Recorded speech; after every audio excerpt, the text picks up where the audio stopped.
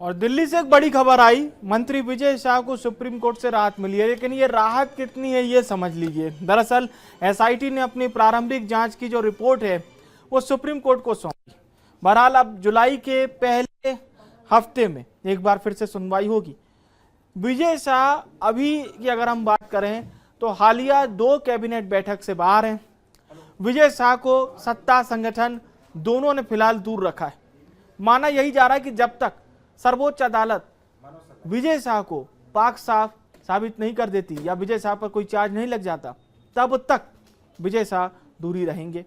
यानी कि supreme court का फैसला ही तय करेगा कि विजय शाह सत्ता संगठन के करीबी रहेंगे या नहीं, मंत्री पद रहेगा या नहीं।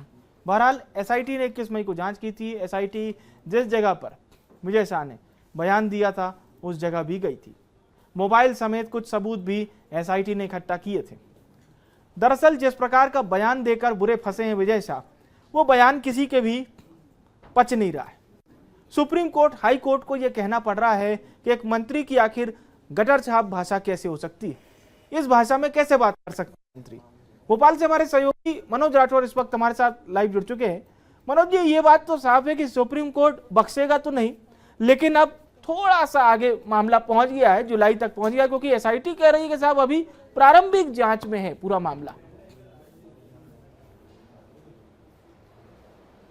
आज बिल्कुल 1 महीने की राहत हम इसे कह सकते हैं कि विजय शाह पहले हफ्ता सुनवाई के दौरान वो पूरी नहीं कर लेती। ऐसे में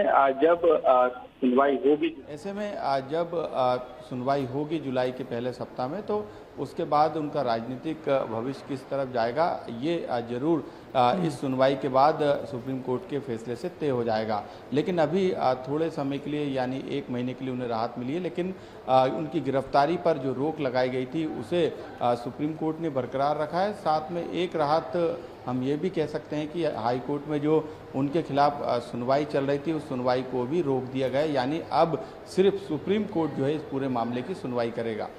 एसआईटी का गठन किया गया था। एसआईटी ने तय समय पर अपनी जांच रिपोर्ट सुप्रीम कोर्ट में दी है। सुप्रीम कोर्ट ने उस रिपोर्ट को देखा है। सुप्रीम कोर्ट ने माना है कि समय पर जांच की जो स्टेटस रिपोर्ट है वो दी गई है, बयान लिए गए हैं, मौके पर एसआईटी की टीम गई थी। लेकिन अभी भी वीडियो के संबंध में जो फॉरेंसिक जांच है वो पूरी नहीं हो पाई है। यही कारण है कि समय जो है वो मांगा गया है और ये समय सुप्रीम कोर्ट ने एसआईटी को दिया है। तो कुछ समय की बात है, 1 महीने की बात है।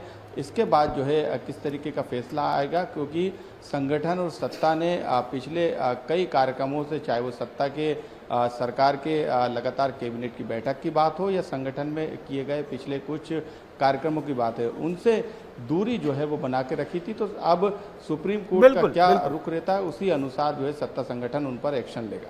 चलिए, बहुत बहुत धन्यवाद मनोज जी इस खबर पर दर्शकों तक जानकारी पहुंचाने के लिए।